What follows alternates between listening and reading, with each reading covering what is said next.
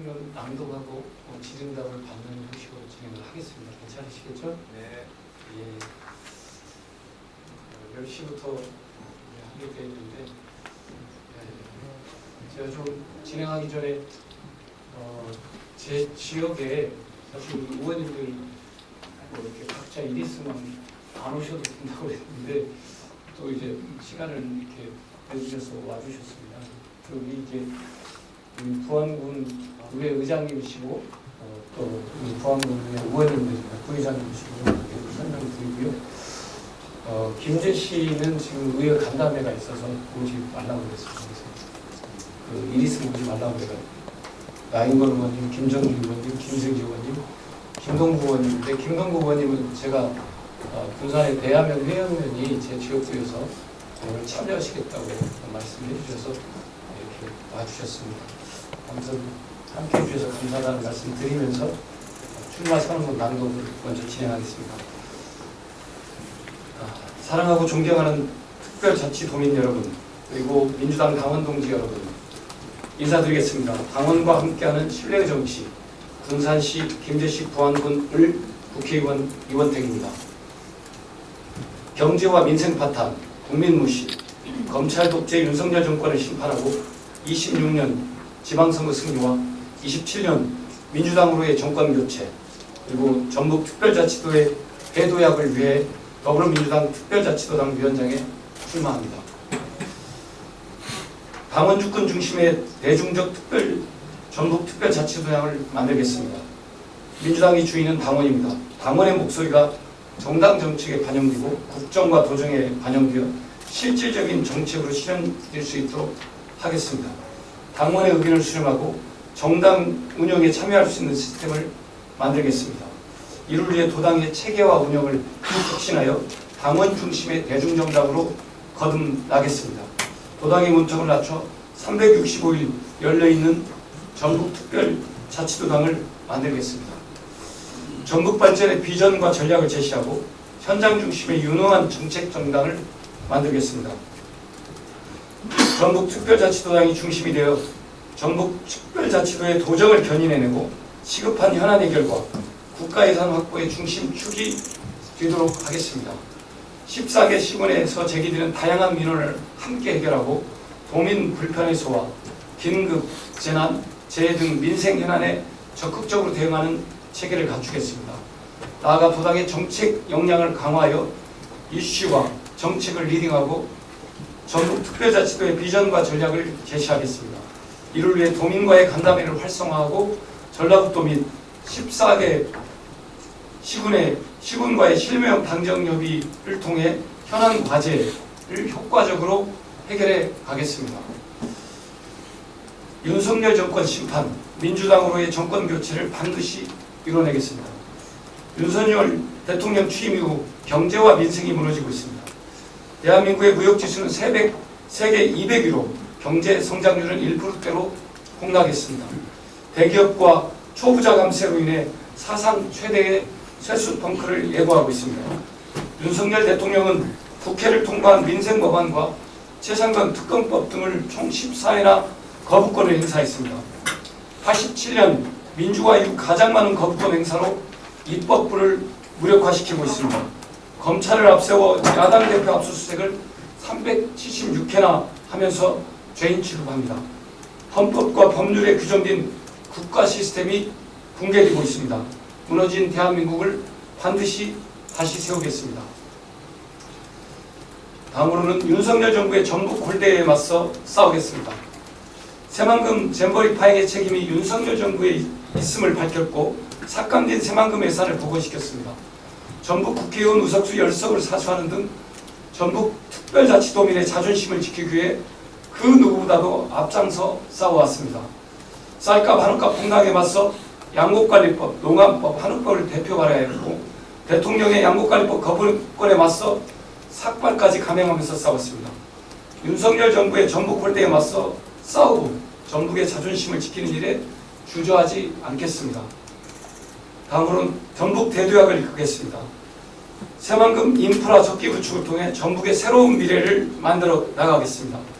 바이오 산업 중심 도시, 글로벌 농생명, 문화, 관광도시, 공공기관 추가 이전과 전국 최초 재생에너지 기반 알리백 산단을 구축하고 14개 시군에 대한 내발적 발전 전략의 추진을 통해 기후위기, 인구 감소, 지방 소멸 위기에 맞서 새로운 활력을 불어넣겠습니다.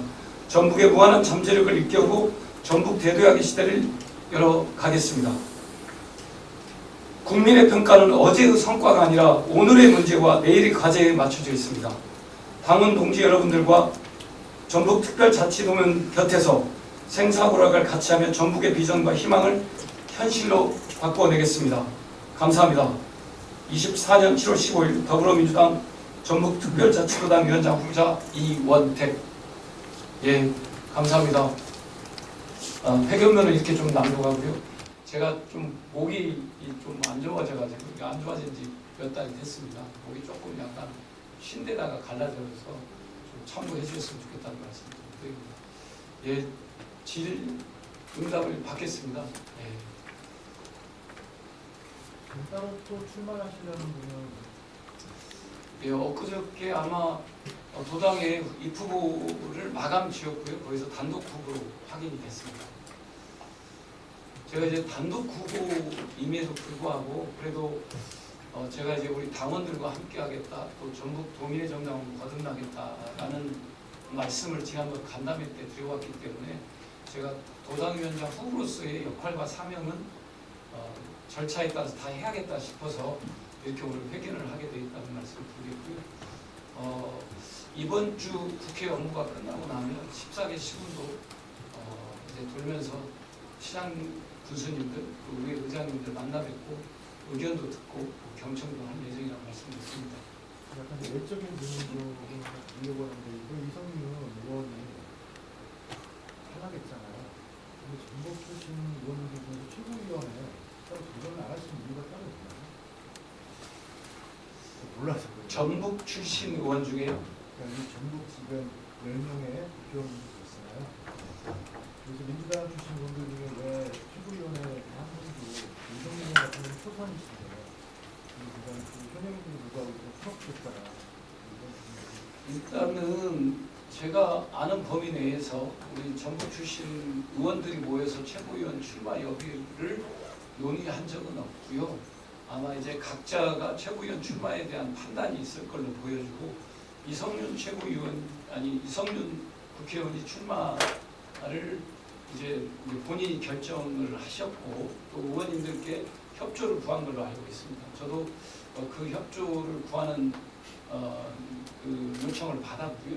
저도 그래서 제가 할 수 있는 범위 내에서 최선의 지원을 했습니다.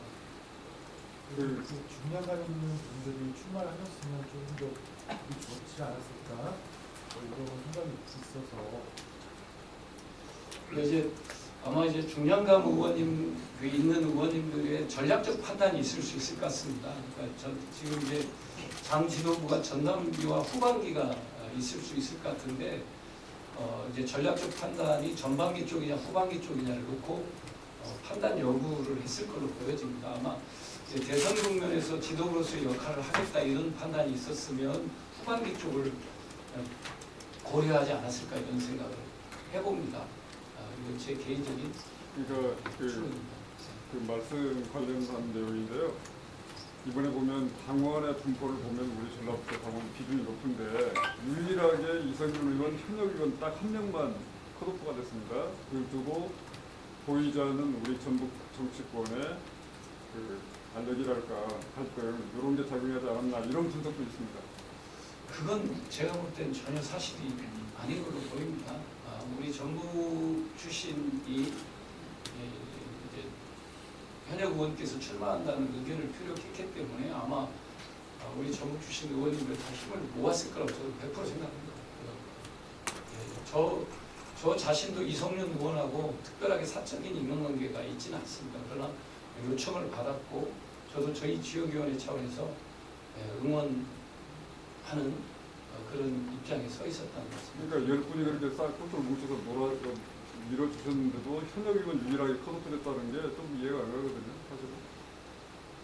예, 일단은 지금 이제 중앙위원 50%, 예.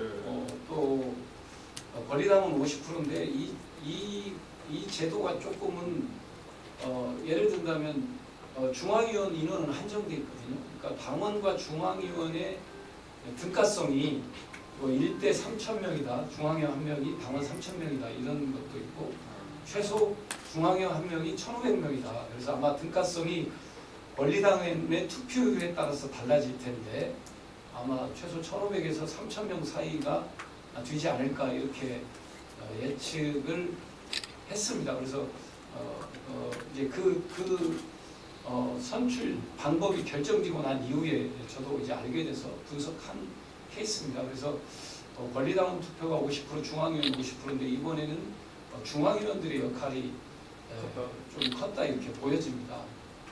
컸다라고 보여지고 있고요. 네, 그렇습니다. 그러니까 오늘 공식 설명을 하셨는데 그 교단의 루터를 좀 맞추겠다고 이제 항상 이제 지금까지 추하시는 그 위원장님께서 말씀하셨어요. 어떤 방식으로 이제 교단의 루터를 이렇게 맞추시죠? 일단은 제가 이제 뭐 도당을 자주 간 건 아니지만 이제 첫 번째는 전화를 할 경우 불통이거나 불친절하다 이런 의견이 많이 있었습니다. 그래서 이 전화 응대 체계와 시스템을 좀 바꿔야겠다 이렇게 좀 보고 있습니다. 그래서 이 체계를 좀 더 우리 도민들께서 편안하게 어려움이나 힘든 점 또 그런 것들이 좀 접근이 좀 빠를 수 있도록 좀 해야 되겠다 이런 생각을 좀 하고 있습니다. 현재 전화 응대 체계로는 극복하기 어렵지 않나 이렇게 보고 있고요.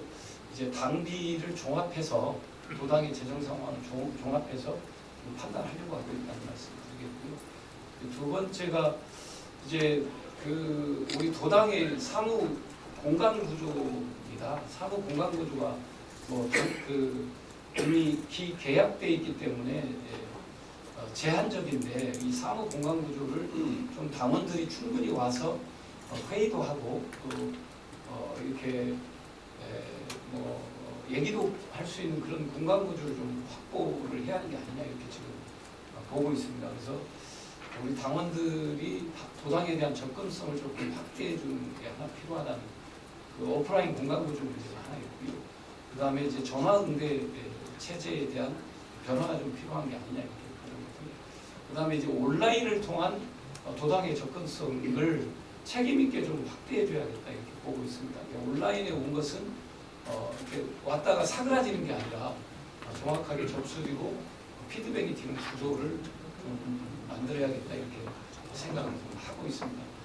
그런 차원에서의 구조적인 접근을 하고 있고요. 그 다음에 이제 도당을 운영하는 측면에서 이제 도당의 운영위원회, 상무위원회, 그 다음에 각 직능위원회 구조로 되어 있는데 운영하는 측면에서는 이제 당원과의 간담회라든가 또 조금 직능위원회가 약간 소강구조인데 직능위원회를 활성화한다든가 당원 간담회를 확대한다든가 이런 운영하는 측면에서는 여러 가지 당원들이나 도민들이 참여할 수 있는 그런 프로그램적인 접근을 운영적 측면에서 하고 있다는 말씀드립니다. 위원장 되신 지방선거까지도 하셨거든요. 지금 저번 주 조국혁신당의 정무상 위원장님께서 민주당에 대신할 수 있는 조국혁신당을 만들겠다고 선포를 하셨거든요. 그런 부분에서는 어떻게 이제 대응을 하실 것인지 지방선거 체제 어떻게 가실 것인지. 네, 저는 국민의힘이든 조국혁신당이든 개혁신당이든 저는 기본적으로 국민을 향해서 경쟁과 협력이라고 보고 있습니다. 서로 정말 국민들께 더 나은 서비스, 국가의 미래를 책임질 수 있는 비전, 정책, 더 나은 정책을 보여주는 게 그 정당의 의무라고 생각을 하고 있고요.